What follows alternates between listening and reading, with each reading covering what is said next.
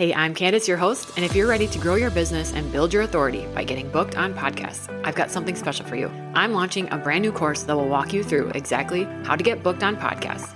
Everything from identifying the right shows to pitching, preparing for interviews, and leveraging your guest appearances for growth. Plus, if you sign up for the waitlist now, you'll get early access to the course and these special bonuses. When you officially enroll in the course, you'll save $50 and get a free one-on-one strategy call with me to help you prep your speaking points and align your offers. These bonuses are limited and end on April 13th, so make sure to sign up today. Head to the link in the show notes to join and get started on your podcast guesting journey. I can't wait to help you get booked and start sharing your message with the world. Now let's dive into today's episode.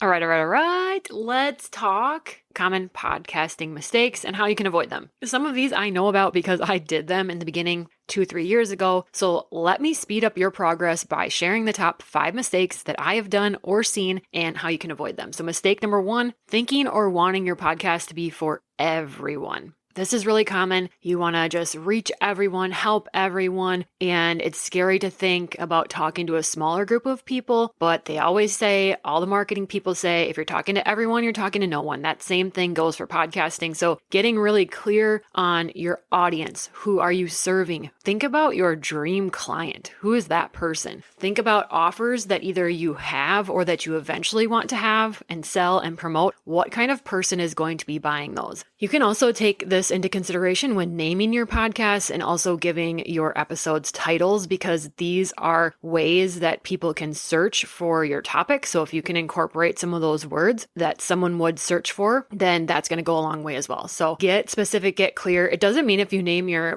podcast something really, really specific that then your episodes can't veer off from that or expand from that a little bit more. You totally can do that. It's just having that specific in the beginning, and especially with the main name of your podcast, it's going to really help you out. Mistake number 2, overcomplicating the tech setup. And really overcomplicating anything, but let's talk about the tech setup, because how can you avoid this? Well, first of all, the tech options for podcasting are literally endless. You could spend all of your days searching for hosting platforms, recording platforms, editing programs, all of these things. It's endless. You can look for mics. You could have a studio. You could not have a studio. I mean, it's literally endless, but plain and simple, you don't actually need all of that, especially in the beginning. You don't need to just learn one more thing before you start, that kind of thing. Just start. Really, all you need to start is get a mic. Literally any will do. Pick a platform that you're going to record on. I'm recording right now on Audacity. It's free. I've also used Zoom and Riverside. I will say Riverside does have a bit of a lag. It really sucks a lot of Wi-Fi, but it's a good one if you're trying to do a video and audio podcast and you want to be able to edit video right there. And then pick a hosting platform. And I've used Buzzsprout for all of my 3.5, almost 4 years now. And I've been very happy with that, but that's a quick Google search for hosting platforms. Pick one, get started, and go from there. With any project or goal, you can always overcomplicate things. You can overcomplicate anything you want. So don't use this as an excuse of why you can't do it or why you can't succeed. Just don't overcomplicate any part of podcasting. Start simple and add as you feel comfortable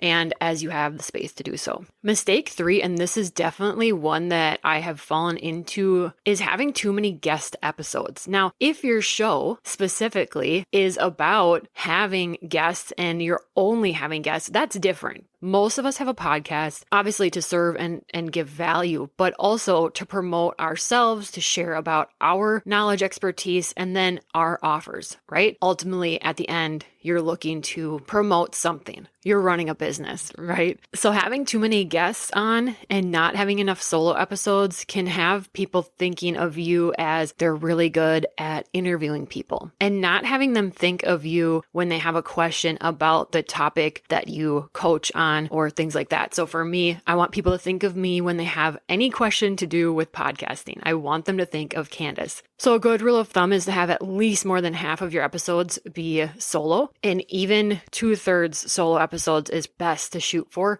One part that goes with this that sometimes feels hard is that there's just a common fear or doubt that hosts have that they might run out of solo episode topics and run out of things to say. And so it's just easier to have a guest on. Now, I'll tell you, it takes me half the time, probably even less than that, to record and edit and get a solo episode published than it does to do guesting episodes. There's a lot that goes into guesting. You have to contact the person ahead of time. You need to get information looked up about them, plan some questions. Then then you spend the time to meet them on the Zoom or whatever you meet them on, and you record, and then you got to edit. Those episodes tend to be a little bit longer than ones that you riff off by yourself. And then it's the communicating with them when it launches so that they can share. There's just so many more steps. I'm not saying it's a bad thing. There's a lot of great things about having guests on, but making sure that you have more solo episodes and aim for that 2/3 mark of having solo episodes over guest. But ways to combat the fear of running out of things to say. One thing that I do is always work on your mindset. If that mindset tanks, your little mean girl, mean guy in your head is going to come up and it's going to say, who are you to be talking about that? It's going to have all those things, right? Where you discredit yourself and you say, other people know more than me. Yeah, of course. Someone always knows more than the next person. There are people out there that know more than you, and there's people out there that know less than you. Those are the ones you're helping. It doesn't matter who knows more than you or what, but got to work on that mindset. I also like to batch record solo episodes. So when I get inspired or have like this fiery high vibe energy, I love to hop on and record a bunch of episodes. I've been recording probably 3 or 4 just in the last day, and then scheduling those for future to be released at certain times. You can also re-record similar topics that you have maybe a new spin on or a new perspective on. Let's say you had an episode a year ago. You can re-record about that with new things and expand on it and say it in a new way. That's totally okay. One tool that I found helpful is also utilizing ChatGPT. I'm not saying have ChatGPT write out your content. I think you lose your voice and just your own personality and take on it, and that's why people are listening to you. But it is a helpful tool if you are kind of like, I don't know what to talk about. I like to ask it to come up with lists of topics, and that way I can just kind of scan like titles and thoughts, and it gets my brain going. So you can utilize it that way to help you think of just different brainstorming things and get your mind going. But yeah, again, I would just avoid using it to write out everything you're going to say. I think the magic is in each one of us and what we each bring to the table and the perspective and things, and I don't want you to lose that. Mistake 4, I'm going to call this one publishing and ghosting. You cannot just hit publish on an episode, not tell anyone, and expect listeners to come. That really isn't how it works. This is not, the movie Field of Dreams. If you build it, they will come. That is not the case. You have to do the back end work of sharing the episode on social media platforms. Email it out to your email list. Those are your people. They're your super fans, if you will, that have signed up and chosen to be on your email list. They want to know when those episodes are coming out. You can also guest on other shows that can increase your reach and visibility. Another thing that works well for me is when you're on social media. Right now I'm on Threads a lot, and there's lots of conversations and questions being asked and things going on. When you have a show already that covers a topic, maybe that someone's asking a question about, you can say, hey, I have an episode about that. Do you want me to send you that link? And you can share that. And let's back up about that email list. Do not let not having an email list or even social media platforms deter you from starting your podcast in the beginning. This can be one of those things that gets added on as you go. And it's actually not that hard to set up an email list. So if you need help with that or those systems, you can let me know. I can help you. I can point you in the right direction. But don't let that be your hang up. Like, oh no, I don't have an email list, so now I can't start my podcast. I didn't have one either when I started. Don't let that be, an excuse to deter you.